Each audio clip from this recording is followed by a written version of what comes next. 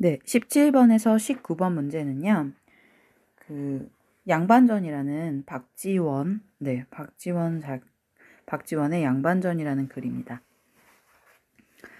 자, 어느 날 강원도 감사가 정치의 잘잘못을 가리고 백성의 형편을 살피기 위해 정선고을에 들렀다. 감사는 관곡의 출납을 조사하다가 몹시 노하였다. 어떤 놈의 양반이 이렇게 많은 관곡을 축냈단 말이야. 감사는 양반을 당장 잡아가두고 불호령을 내렸다. 그 양반이 무슨 수로 천석을 갚는단 말인가.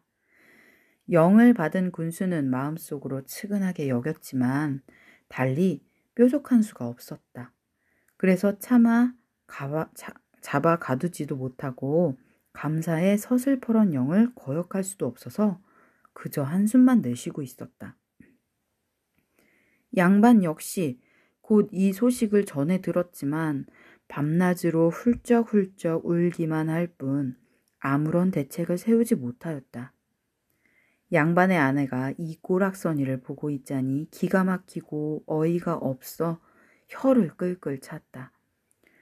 당신은 평생 글만 읽더니 이제는 관가에서 꾸어다 먹은 곡식도 못 갚는구려. 양반 하더니 참 딱하오. 그놈의 양반이라는 것이 한 푼 값어치도 안 나간단 말이오. 때마침 그 마을에 한 부자가 살고 있었다. 부자는 양반이 곧 붙잡혀 가게 생겼다는 말을 듣고는 식구들을 모두 모아 의논하였다. 양반은 아무리 가난해도 늘 귀하게 대접받고 떵떵거리며 사는데 우리는 아무리 돈이 많아도 늘 천한 대접만 받는단 말이야. 말 한 번 거들먹거리며 타보지도 못하고 양반만 보면 저절로 기가 죽어 굽실거리며 섬돌 아래 엎드려 절하고 늘 코를 땅바닥에 대고 엉금엉금 기어야 하니 참 더러운 일이야. 이제 저 건너집 양반이 관곡을 갚지 못해 곧 붙잡혀 가게 생긴 모양인데 그 형편에 도저히 양반 자리를 지켜내지 못할 거란 말이야. 이 기회에 내가 그 자리를 사서 양반 행세를 한번 해보면 어떨까? 부자는 양반의 관곡을 갚아주고 양반 신분을 샀다. 군수는 양반이 지켜야 할 규범들을 담은 증서를 작성해 주었다. 부자는 양반이 되면 지킬 것이 너무 많다는 이유로 증서를 다시 작성해 달라고 하였다. 이에 군수는 두 번째 증서를 작성했다. 하늘이 백성을 낼 때 사농공상 네 가지로 구분하였느니 이 가운데 가장 으뜸가는 것이 선비요 곧 양반이니 이보다 더 좋은 것은 없느니라.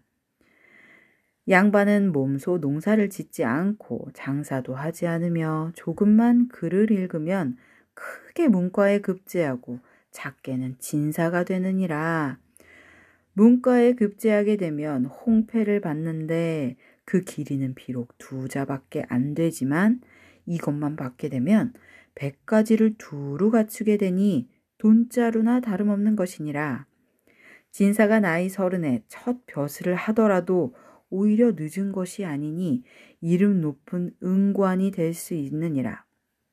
게다가 남인에게 잘만 보이면 큰 고을 수령 자리는 따놓은 당상이니 뒷바퀴가 일산 덕분에 하얘지고 종놈들의 예의하는 소리에 먹지 않아도 절로 배가 부르고 방 안에는 어여쁜 기생을 데려다 앉혀놓고 뜰에는 학을 길러 날아다니게 할 수 있느니라. 하다못해 시골에서 가난한 선비로 살더라도 자기 멋대로 할 수 있으니 이웃집 소를 빌려 자기 밭을 먼저 갈게 하고 마을 사람을 불러다가 자기 밭을 먼저 김매게 할 수 있느니라. 만일 어떤 놈이 양반을 업신여기고 말을 듣지 않을 때는 그놈의 코에다 잿물을 들이붓고 상투 꼬투리를 잡아 휘휘 돌리고 수염을 잡아 뽑는다 하더라도 감히 원망할 수 없느니. 자, 새로 고쳐 쓴 증서가 거의 반쯤 완성되었을 때 부자는 기가 막히고 어이가 없어 귀를 꽉 막고 혀를 설레설레 내둘렀다. 제발 그만하시오, 그만. 양반이라는 것이 참 맹랑하기도 하오. 나랏님네들은 지금 나를 날도둑놈으로 만들 작정이오? 네, 여기까지가 박지원의 양반전이었습니다. 자, 여기는 일부분인데요. 여기서 사농공상이라는 말이 나오죠. 네, 이 시대, 조선에서 고려시대까지 이어진 계급인데요. 4개의 계급입니다. 백성의 계급 중에 4가지를 계급을 나눠서요. 선비, 농부, 공장, 상인. 자, 선비는 말 그대로 여기서 나오는 선비. 네, 맞고요. 양반이고요. 농부 그 다음에 제일 높은 거는 양반 계급, 그 다음은 농부 계급, 땅을 일군 농부 계급, 그 다음 공장이라는 계급이 나오는데요. 공장은 도끼를 만들거나 도자기를 만드는, 그래서 도자기, 도예가 이런 사람들 있죠. 도자기나 도끼나 이런 철주물을 이용해 만드는 농기구 같은 것을 만드는 직업이었고요. 그 다음 그것들을 내다 파는 상인이 가장 밑에 있는 계급이었습니다. 네, 이렇게 해서 백성의 4계급이 사농공상이었어요. 네. 자, 한번 문제를 볼게요. 17번 윗글에 나타난 내용으로 적절하지 않은 것은 1번 사농공상 중에 양반의 지위가 가장 높았다. 2번 당시에는 신분을 돈으로 사고 팔 수 있었다. 3번 부자여도 신분이 낮으면 천한 대접을 받았다. 4번 관청에서 양반에게 무료로 곡식을 나누어 주었다. 자, 틀린 건 뭘까요? 네, 4번이죠. 무료로 주지 않았기 때문에 가난한 그 선비가 빚이 많아졌죠. 그리고 와이프가 비웃었죠. 네, 글만 읽는 바보 막 이러면서. 그래서 17번은 4번입니다. 자, 18번 가에서 비판하는 양반의 모습으로 가장 적절한 것은 자, 가가 뭔가 볼까요? 당신은 평생 글만 읽더니 이제는 관가에서 구워다 먹은 곡식도 못 갚는구려. 양반 하더니 참 딱하오. 그놈의 양반이라는 것이 한 푼 값어치도 안 나간단 말이오. 자, 이런 모습을 뭔가요? 1번 근엄함, 2번 냉정함, 3번 무능함, 4번 인색함. 네, 뭘까요? 네, 무능한 모습을 지금 비웃고 있죠, 마누라가. 그래서 글만 읽는 곡식도 못 갚는 양반. 그래서 한 푼 값어치도 안 나간다.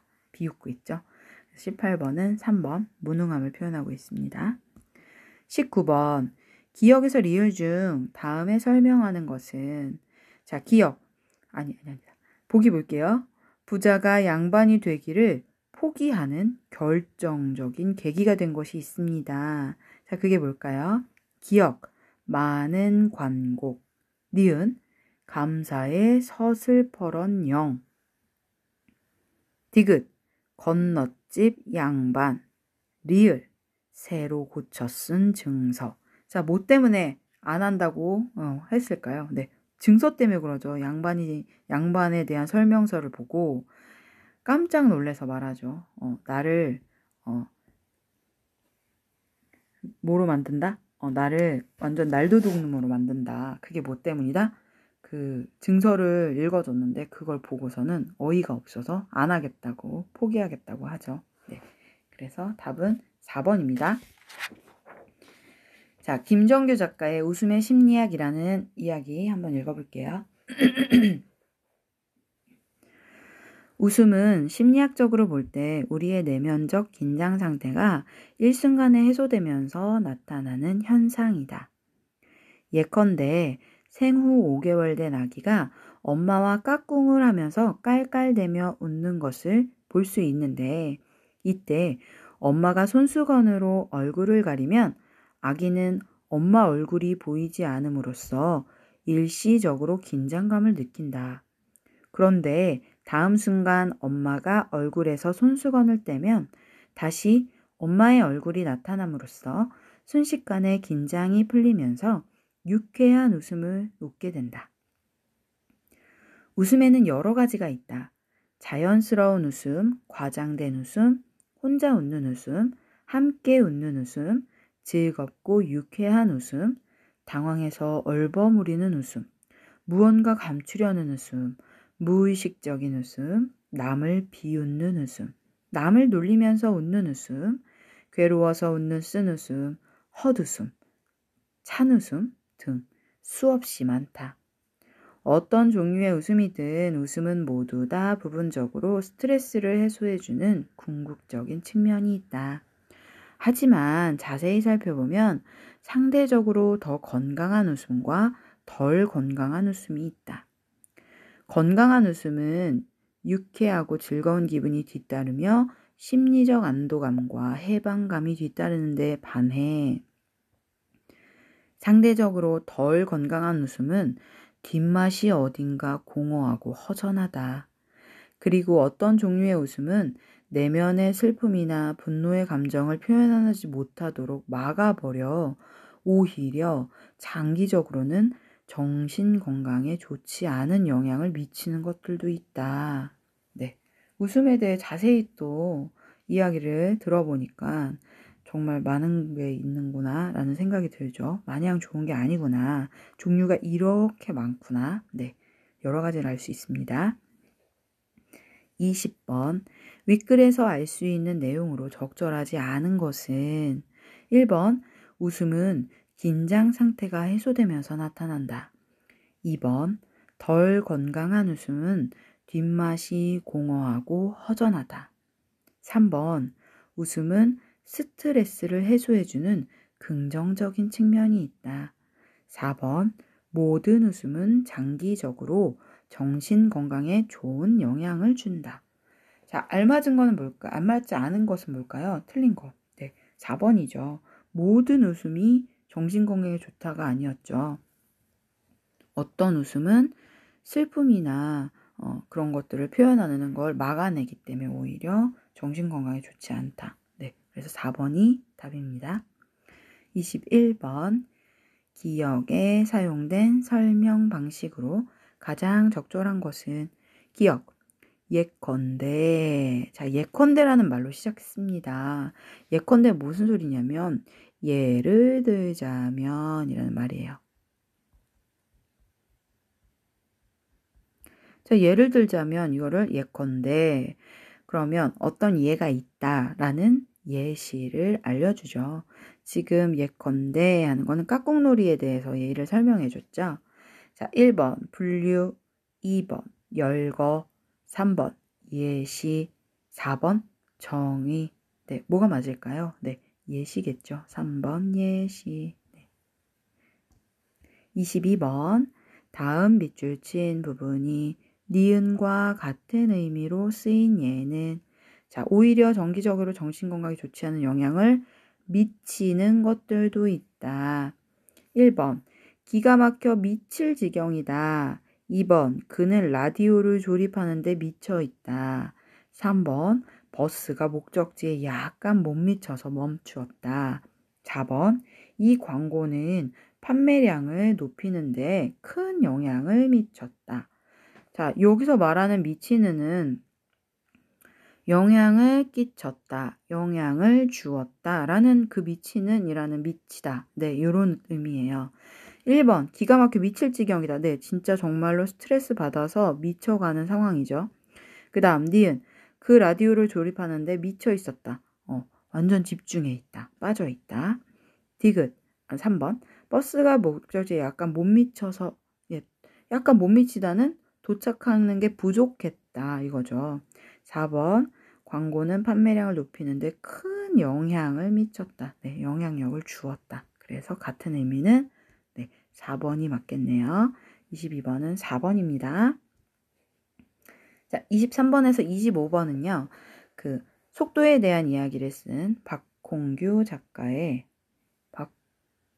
박흥규? 네, 박흥규 작가의 진정한 의미의 속도라는 글이에요.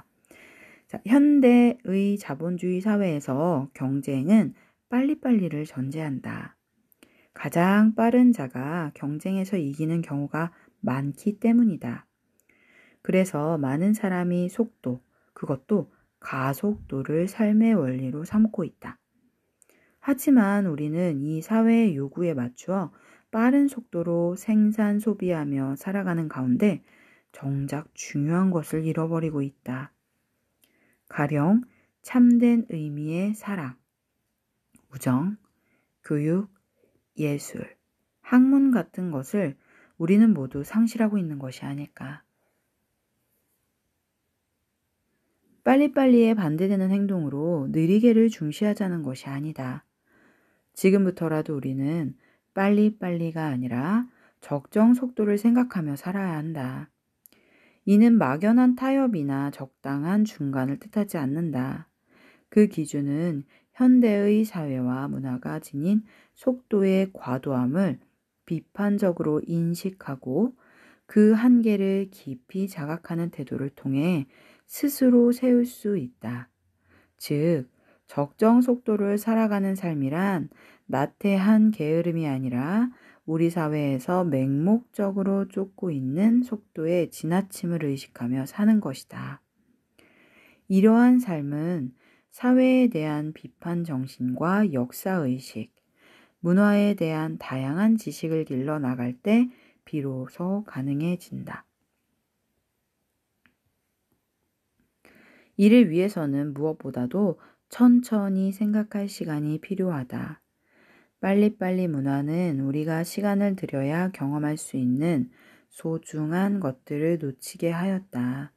특히 교육을 통해 스스로 성찰할 수 있는 지혜를 익히는 것은 충분한 시간을 들여서 천천히 해소해야 비로소 가능한 일이 아닐까. 적정 속도에 대해 천천히 생각해 보는 시간을 가짐으로써 우리는 오히려 신속함과 정확함을 추구하는 지혜를 얻을 수 있을 것이다. 23번. 윗글에 나타난 서술상의 특징으로 가장 적절한 것은 1번 고사성어를 활용하였다. 2번 전문가의 의견을 인용하였다. 3번 구체적인 통계를 제시하였다. 4번 질문 형식의 표현을 하였다. 네, 가장 알맞은 것은 뭘까요? 고사성어가 나오나요? 네, 나오지 않죠. 전문가 의견도 나오지 않았습니다. 자, 구체적인 통계란 뭐 그래프나 수치, 몇 %예요 이런 말이 없었죠. 그래서 3번도 알맞지 않고요. 자, 질문 형식. 무엇이 아닐까라는 질문을 하고 답을 하고 다시 또 뭐가 아닐까라는 물어보고 질문을 했습니다. 그래서 23번은 네, 4번이 맞습니다. 24번. 문맥상 기억에 해당하는 내용은 자, 기억. 이러한 삶은 사회에 대한 비판 정신과 역사의식, 문화에 대한 다양한 지식을 길러나갈 때 비로소 가능해진다.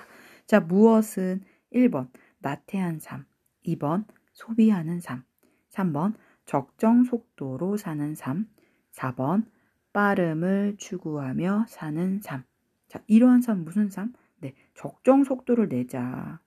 빠르게 하지 말라고 해서 느리게 하라는 게 아니다.